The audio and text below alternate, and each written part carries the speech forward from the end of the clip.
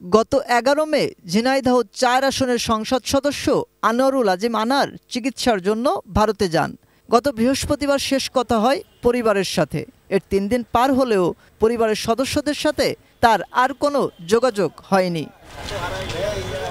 বাবার খোঁজ পাওয়ার আশায় রোববার সন্ধ্যায় মিন্টু রোডের ডিবি কার্যালয়ে আসেন সংসদ সদস্য আনারের কন্যা মুমতারিন ফেরদৌস ডরিন। তিনি জানান, কয়েকদিন ধরে তার বাবার সাথে যোগাযোগ না হয় উদ্বিগ্ন তাদের পরিবার। পার্লামেন্ট যেহেতু বন্ধ হয়ে গেছে, 2-3 দিনের জন্য উনি ইন্ডিয়াতে যাবে, এরকম রেগুলারই যায়। তো আপনারা তো দেখছেন, সম্প্রতি নিউজ করছেন না, ভ্যানে করে যাইতেছে, তো দেখছেন তো, এটা তো ওই দিনে দেখছেন যে গেছে। তো গেছে, যাওয়ার পর ওখানে রাতে থাকছে। পরের দিন আঙ্কেলকে বলছে আমি একটু বের হইতেছি, আমি আসতেছি। তো তারপর থেকে আঙ্কেলের ভাষ্য মতো যে তাকে আর ফোনে পাওয়া যাচ্ছে না। তারপর আমরাও ট্রাই করছি, ফোন খোলা পাইছি, ফোনে কল দিতেছি, ধরতেছে না, আবার বন্ধ পাচ্ছি, আবার খোলা পাচ্ছি। তো বিষয়টি আমি আঙ্কেলকে জানিয়েছি, তো সেই বিষয়ে কথা বলতে আসছি যে কেন ফোন বন্ধ পাচ্ছি, ফোনে পাচ্ছি না, লোকেশনটা কি। আঙ্কেল যেহেতু বিভিন্ন জায়গায় কথা বলে দেখতে পারে যে কি হয়েছে আসলে ব্যাপারটা।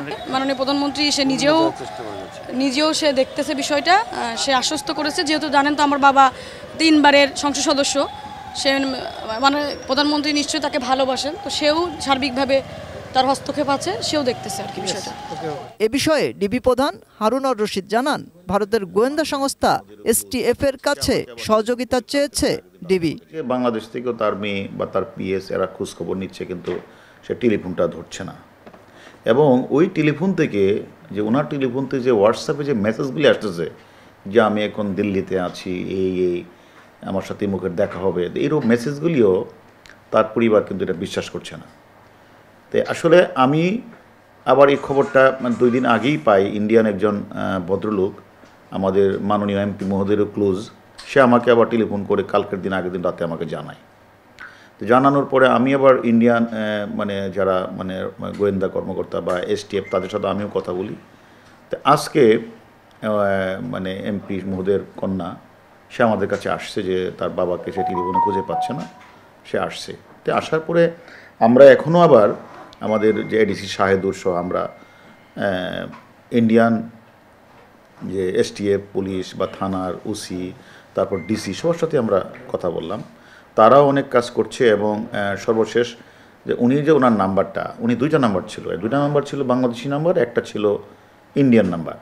তো 2টা নাম্বারই আমরা ইন্ডিয়ান পুলিশের সহযোগিতায় কিন্তু আমরা 2টা বাংলাদেশি ইন্ডিয়ান সহযোগিতা আমরা যেটা দেখলাম যে 16 তারিখ সকালে ভোরে 2টা কল দেয়। একটা কল দেয় হলো তার এপিএসের নাম্বারে, ভোর মেবি 7টা বা 7:46 এরকম। আরেকটারও কল দেয় হলো তার ঝিনাইদহ জেলা আওয়ামী লীগের সেক্রেটারি মিন্টু ভাইয়ের কাছে। তো এই 2টা রিং দিয়েছে, কারণ এত সকালবেলা তো কেউ টেলিফোনটা ধরতে পারে নাই। কিন্তু আবার আমরা যখন ইন্ডিয়ান পুলিশের সহায়তা আবার দেখলাম যে ইন্ডিয়ান নাম্বারে যে লোকাল সেটা হচ্ছে মুজাফফরাবাদ, অর্থাৎ বিহারের দিকে। তো সব কিছু মিলিয়ে আসলে আমরাও বেশিটা খোঁজখবর রাখছি। আমরা ইন্ডিয়ানে বাংলাদেশে যারা আছে তাদের সাথে কথা বলছি, ইন্ডিয়ান পুলিশের সাথে কথা বলছি। ওনার পরিবারও আমাদের কাছে, ওনার মেয়ে আসছে, সে মেয়ে আমাদের সাথে কথা বলছে, সেও ইন্ডিয়া কালকে যাবে। তার ওখানে আমরা পুলিশের সাথে কথা বলছি, সবাই আমরা কাজ করছি। জিনিসটা অত্যন্ত আমরা গুরুত্ব দিয়েই আমরা আসলে বিষয়টা দেখছি যে আসলে অ্যাকচুয়ালি কী ঘটনাটা ঘটেছে। যেহেতু বাংলাদেশে না, ইন্ডিয়া, সেখানে আমরা প্রতিনিয়ত ইন্ডিয়ান পুলিশের সাথে এসটিএফের সাথে আমরা যোগাযোগ রাখছি।